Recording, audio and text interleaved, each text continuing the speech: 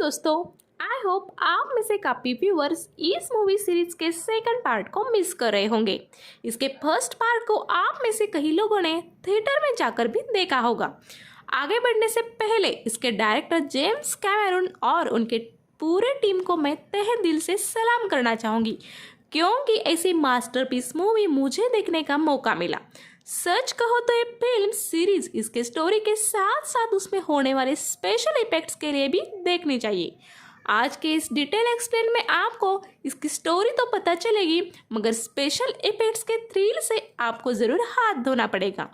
मेरी आप सभी से पर्सनल रिक्वेस्ट है कि अगर आपके पास समय हो तो इसे थिएटर में जाकर ज़रूर देखें, क्योंकि ऐसी मूवीज़ बार बार नहीं आती। तो चलिए अब बढ़ते हैं आगे। इस मूवी सीरीज के फर्स्ट पार्ट में हमने 2154 में घटी घटनाओं को देखा था। इस पार्ट 2 में हम 10 साल आगे की स्टोरी देखते हैं। 2154 में हम देखते हैं कि धरती खत्म हो रही थी। तब कुछ लोग बैंडोरा नाम के प्लैनेट पर आते हैं, ऐसी चीज़ों की तलाश में जिस वजह से धरती ठीक हो सके। बैंडोरा के वासी नाभी लोग हैं, जो दिखने में नीले, लंबे, स्ट्रांग और काफ़ी तेज है। बैंडोरा प्लैनेट अभी जिंदा है क्योंकि यह सांस लेती है मदर ईवा, और वो वहाँ के सभी एनर्जी का सोर्स है। उस प्लैनेट पे एक जैक सुली नाम का एक सोल्जर आया था और वो पैरालाइज्ड होता है, और उस प्लैनेट पे ग्रीस नाम के एक साइंटिस्ट भी काम कर रही थी, जिसने उस प्लैनेट के नाभी लोगों की बॉडी कंपोजिशन को जान लिया था और कई सारे उसके अवतार बनाए थे, और कई सारे इंसानों के अवतार बनाए थे जिन्हें कैप्सूल में डालकर जोड़ा जाता है। फॉर एग्जाम्पल, हमारा एक अवतार बनाया है जो दिखने में एकदम नाभे लोगों के जैसा ही होगा, पर उसमें हमारे कुछ ट्रेट्स होंगे, और एक कैप्सूल के अंदर हमारे बॉडी को डालकर हमारे माइंड को जोड़ा जाएगा और हमारे कॉन्शियसनेस अवतार में आ जाएंगे, जिससे हम नाभी लोगों के तौर तरीके सीखेंगे। ऐसा ही सेम जैक्सल के साथ होता है। वो इंसानी रूप में पैरालाइज होता है, मगर अवतार के रूप में आते ही वो नॉर्मल यानी कि भाग दौड़ सकता था। ऐसे ही कई सारे धरती से आए इंसानों के अवतार बनाए थे, यानी कि साइंटिस्ट ग्रीस का भी नाभी लोग धरती से आए लोगों को आसमानी लोग बुलाते थे। अब हमने पिछले पार्ट में देखा था कि कर्नल माइंस एंड जैक सुली के बीच लड़ाई होती है, यानी कि स्काई पीपल और नावी लोगों के बीच लड़ाई होती है, और इसमें नावी लोग भी जीत जाते हैं क्योंकि मदर ईवा इन लोगों का साथ देती है। अब जैक सुली बनता है वहाँ का लीडर, जिसने इंसानी शरीर हमेशा के लिए छोड़ दिया था और वहाँ के ही एक नेटिली से शादी की। इस जंग में ग्रीस जख्मी हो गई थी और कोमा में चली गई थी, और कर्नल माइंस को नेटिली ने तीर से मार दिया था। और अब कहानी यहाँ से जाती है 10 साल बाद, यानी कि 2164 में, और यही शुरुआत होती है अवतार वे ऑफ वाटर की। और यह हम देखते हैं कि जैक सुली वहाँ के फॉरेस्ट का चीफ बन गया है और उसकी फैमिली भी बढ़ गई है। उसके 2 बेटे हैं। बड़े बेटे का नाम होता है नेटियम और छोटे बेटे का नाम होता है लोक। सबसे छोटी बेटी टूक और एक साइंटिस्ट ग्रीस की भी बेटी है जिसका नाम है किरी। उसको उसने अडॉप्ट किया होता है और उसको जैक और नेटिली ही संभालते हैं। और वहाँ ह्यूमन बॉय भी होता है स्पाइडर, और वो कर्नल माइंस का ही बेटा होता है। यह बैंडोरा पर ही पैदा हुआ था, और जब जंग में नावी लोग जीत गए थे तब उन्होंने बहुत सारे लोगों को धरती पर भेज दिया था, पर ये जा नहीं पाया और यही नावी लोगों के साथ रहकर बड़ा हुआ था, और वो खुद को भी नावी ही समझने लगा था और वो नावी लोगों की भाषा भी बोलता था।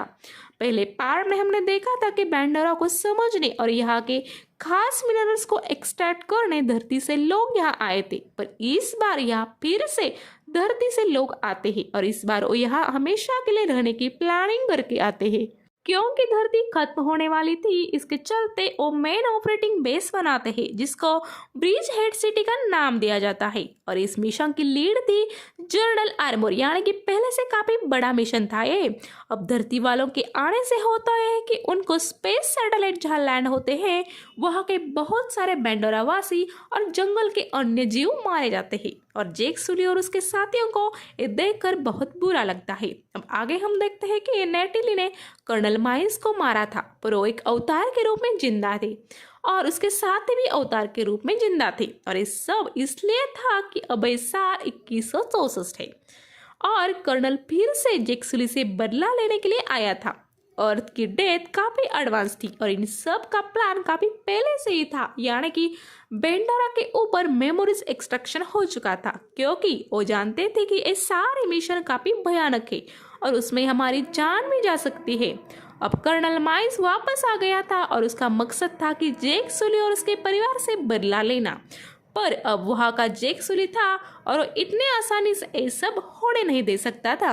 अब हम 1 साल के बाद देखते हैं, यानी कि 2165 में जैक सुली अपने 2 बेटे और अन्य बेंडोरा वासियों के साथ धरती वालों के सप्लाई को रोक रहे हैं, क्योंकि धरती के लोग यहाँ के मिनरल्स मेटल्स को एक्सट्रैक्ट कर रहे होते हैं एक ड्रेन के हेल्प से। तभी हम देखते हैं कि नेटियम और लोग को जो फ्लाइंग टुकड़ी से हटकर धरती पर चले जाते हैं और वहाँ उन पर हमला होता है और वो दोनों घायल होकर किसी तरह बचकर वहाँ से निकलते हैं और बेंडोरा पर आकर जैक सुली उनका गुस्सा होता है, क्योंकि उनका मकसद अपनी फैमिली और बेंडोरा को बचाना ही था। जब भी बेंडोरा पर धरती के लोग आते हैं तब बेंडोरा के सबवासी अलर्ट हो जाते हैं, पर नाभी के लोग आते हैं तो ऐसा नहीं होता, क्योंकि मदर ईवा को लगता है कि ये हमारे ही लोग हैं।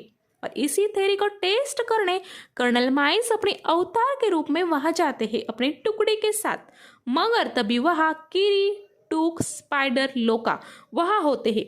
वो जगह वही थी जहां पर नेटिली ने कर्नल माइस को मारा था। तब कर्नल को अपना कंकाल देखकर नेटिली की याद आ जाती है और वो गुस्से से अपने ही कंकाल को मारता है और ये सब चुपके से लोका और उसके साथ ही देख रहे होते हैं और वो जाकर अपने पिताजी जैक सुली को एक खबर देता है कि वहां पर नावी जैसे दिखने वाले लोग हैं और उन्होंने सोल्जर जैसे कपड़े पहने हैं। और इधर नेटियम, कीरी, स्टूक, स्पाइडर आगे जाते हैं सबको बचाने के लिए, पर कर्नल के लोग उनको पकड़ लेते हैं और कर्नल माइस पहचान जाता है कि एक ग्रीस की बेटी कीरी है और बाकी 2 जैक सुली के बेटे और बेटी है और वो अपने बेटे स्पाइडर को भी पहचान लेता है। अब इन सब में फाइट होती है और सब वहां से निकल जाते हैं, पर स्पाइडर पकड़ा जाता है और वो लोग स्पाइडर का ऑब्जर्वेशन करते हैं। तब वो समझ जाते हैं कि स्पाइडर खुद को नावी समझता है। अब ये लोग स्पाइडर के दिमाग में एक चिप डालकर जैक सुली का लोकेशन पता करने की कोशिश करने वाले होते हैं, पर स्पाइडर काफी टफ होता है, वो उन्हें अपने पास आने ही नहीं देता। तब कर्नल माइस उन्हें रोक लेता है क्योंकि वो उसका ही बेटा था। तब कर्नल का प्लान अलग होता है, वो स्पाइडर को पीस बनाकर जैक सुली को मारना चाहता था और वो स्पाइडर से दोस्ती करना चाहता था, पर यहाँ पर ऐसा नहीं होता। स्पाइडर उन्हें कुछ नहीं बताता, बल्कि उन्हें नाभी लोगों के तौर तरीके बताता है। लेकिन कर्नल माइस को जैक सुली से बदला लेना था, इसलिए उसे उससे भी शक्तिशाली होना था। इसके लिए वो फ्लाइंग ड्रैगन को भी पकड़ लेता है और उनसे बॉन्ड बना लेता है ताकि वो जैक सुली से हार न जाए। अब ये मिशन पर्सनल लेवल पे भी था। एक्चुअली इस मूवी में बेंडोरा पे कम और जैक सुली और कर्नल के बीच की दुश्मनी इस पर ही ज्यादा है। अब जैक सुली समझ जाता है कि स्काई लोग स्पाइडर को टॉर्चर करके हमारा लोकेशन पता कर लेंगे, इसलिए वो उस जगह से जाने का फैसला करता है। नेटिली उसे मना करती है, पर जैक सुली उसे समझा देता है और वहाँ का लीड एक अच्छे नावी को बना देता है जिसका नाम होता है टेट्सर। और कर्नल माइस को जिंदा देखकर नेटिली और जैक सुली शॉक होते हैं और उन्हें पता चलता है कि वो पहले से काफी ताकतवर हो गया है। अब जैक सुली अपने फैमिली के साथ वाटर पीपल के पास पनाह मांगने के लिए जाते हैं। वहाँ के लीडर जिनका नाम होता है चिप टोनवारी और वाइप ब्रोनर इन लोगों को पनाह देते हैं और उन्हें वहाँ रहने के तौर तरीके सिखाते हैं। जैक सुली यहाँ सिर्फ इसलिए आया था क्योंकि उसे पता था कि कर्नल माइस की दुश्मनी सिर्फ मेरे परिवार से है और उसके लिए वो बेंडोरा वासियों को कष्ट नहीं देना चाहता था, पर वो भूल गया था कि कर्नल कहाँ भी आ सकता है। तभी हम देखते हैं कि वहाँ उन वाटर पीपल के चीफ की बेटी जिसका नाम होता है सिराया, उसके साथ लोका की दोस्ती हो जाती है और वो दिखने में बहुत सुंदर होती है। सिराया और उसका भाई ओनो इन सब को यहाँ के सब तौर तरीके दिखाते हैं। यहाँ लोका और सिराया के बीच में भी अच्छा बॉन्ड बनता हुआ हम देखते हैं और यहाँ कीरी यहाँ के तौर तरीके जल्दी सीख जाती है क्योंकि ग्रीस की काबिलियत उसमें थी और मदर ईवा की भी। ग्रीस हमेशा सबसे यही सवाल करती थी कि मेरे पिता कौन है, पर किसी को भी नहीं पता था कि वो हुई कैसी और उसके पिता कौन है। अब लोका सिराया का भाई ओनू उसके दोस्तों से लड़ने लगता है क्योंकि वो कीरी का मजाक उड़ा रहे थे क्योंकि उसकी 4 ही उंगलियां थी। अब लोका का बड़ा भाई इसमें शामिल होता है और सब लड़ने लगते हैं। तब जैक सुली लोका से उन लोगों को सॉरी बोलने के लिए बोलता है, पर मन में ही खुश भी होता है क्योंकि उनके बेटों ने जमकर लड़ाई करके अपना शक्ति प्रदर्शन किया था। अब लोका इन सब से माफी मांगता है, पर ओनो और उसके साथियों के मन में कुछ और ही होता है। वो लोका को सी के एक खतरनाक हिस्से में लेकर जाते हैं जहाँ बड़े शार्क क्रिएचर है, पर तभी लोका को पायाकान आके बचा लेता है जो सी के जैसा ही है। वो बहुत ही इंटेलिजेंट होता है और लोका ने भी उसके फिल्म से इंसानों की इक्विपमेंट को निकाला था। अब यहाँ इन दोनों में दोस्ती हो जाती है। वाटर पीपल इनको अपना स्पिरिचुअल फैमिली भी मानते हैं क्योंकि टुलकोस इनसे इशारों में बात कर सकते थे। डॉल्फिन जैसे ही इधर हम देखते हैं कि लोका को सब ढूंढ रहे होते हैं क्योंकि ओनो को लोका का बड़ा भाई पकड़ लेता है और वो सबको बताता है कि उसने क्या किया है। इधर पायाकान ने लोका को उस शार्क से बचा लिया था और वो अब लोका को जाने के लिए बोलता है। यहाँ आकर जेक सुली इस पर गुस्सा होता है क्योंकि लोका को वो किसी के काबिल नहीं समझता था क्योंकि वो कभी भी उसके ऑर्डर्स फॉलो नहीं करता था। अब यह पर लोका अपनी दोस्ती साबित करने के लिए झूठ बोलता है और बोलता है कि इसमें ओनो की कोई गलती नहीं है, उसने मुझे वहां जाने से वार्न किया था पर मैं ही अंदर चला गया। उसके बाद ओनो के मन में लोका के लिए रिस्पेक्ट बढ़ जाता है। बाद में लोका पायाकान के बारे में सबको बता देता है। तब सियारा बोलती है कि ये टुलकुन है और टुलकुस अकेले नहीं रहते और वो दूर गए हैं और अभी तक वापस नहीं आए। तब लोका बोलता है कि उसका एक पिंग नहीं है। तब सियारा बोलती है कि उसने यहाँ लोगों को और यहाँ के लोगों को मारा था, इसलिए उसे बर्खास्त कर दिया था और वो एक हत्यारा है। पर लोगों को लोका ही नहीं मानता क्योंकि उसने उसकी जान बचाई थी। आगे हम देखते हैं कि किरी बाकी लोगों के साथ जाती है एक सीक्रेट ट्री ऑफ सोर्स के पास जहां पर किरी अपने माँ के स्पिरिट से मिलती है और तब किरी उनसे पूछती है कि मेरे पिता कौन है। तभी पीछे से कोई उसकी माँ को खींच लेता है और किरी को पैनिक अटैक आ जाता है। यानी कि यहाँ पर कुछ राज किरी और ग्रीस के छिपे हैं जो शायद हम अवतार 3 और 4 में पता चलेंगे क्योंकि बहुत ही पार्ट्स पहले से ही डिसाइड हो चुके हैं जो 2024 और 2026 में आने वाले हैं। आगे हम देखते हैं कि जेक सुली ग्रीस की मदद के लिए ह्यूमन दोस्तों को बुलाता है पर वो भी कुछ कर नहीं पाते। तभी वहाँ वाटर पीपल्स की लीडर की वाइफ रोनर आ जाती है जो अपने ब्लैक मैजिक से उसे होश में लाती है और वो ह्यूमन दोस्त यहाँ आए हैं। जो जब कर्नल माइस को पता चलता है तब वो समझ जाता है कि जेक सुली यही है। इसके लिए कर्नल जाता है टुलकुस हंटर के पास क्योंकि उन्हें सी की अच्छे से जानकारी होती है और एक टुलकुस बहुत ही इंटेलिजेंट होते हैं क्योंकि उनके ब्रेन में अम्ब्रेटा नाम का एक लिक्विड होता है जिसकी एक छोटी सी बॉटल $80 मिलियन में बिकती है और उससे एंटी एजिंग होती है और ये अमृत जैसा ही काम करती है। आगे हम देखते हैं कि टुलकुस वापस आ गए हैं और वाटर पीपल्स ने उनके साथ बॉन्ड किया है और स्पेशली रोनार जो टुलकुस की मदर से ज़्यादा कनेक्टेड है। वो उसके स्पिरिचुअल सिस्टर जैसी है और वो सॉन्ग्स भी गाते हैं। टुलकुस मदर रोनार को प्रेग्नेंट देखकर बहुत खुश हो जाती है और आगे हम देखते हैं कि कर्नल माइस स्पाइडर के साथ मिलकर अलग अलग आइलैंड पर जाकर जेक के बारे में पूछता है और वहाँ के घरों में आग लगा देता है और हर किसी के घर में जाकर तबाही मचाता है और वो ये चाहता था कि ये बात जेक सुली के पास पहुँच जाए। आगे हम देखते हैं कि कर्नल की हेल्प से हंटर्स टुलकुस की मदर को हर्न करते हैं और उसके ब्रेन का अम्ब्रेटा निकाल लेते हैं पर साइंटिस्ट ऐसा करना नहीं चाहिए था ऐसा बोलते हैं। पर उनको हंटर के लीडर्स की बात माननी पड़ती है और हंटर अपने ट्रैकिंग डिवाइस टुलकुस मदर के साथ ही छोड़ जाते हैं ताकि जेक सुली को पता चले कि ये काम हंटर्स का है। अब रोनार बहुत दुखी होती है और वो बोलती है कि ये सब जेक सुली की फैमिली की वजह से हुआ है।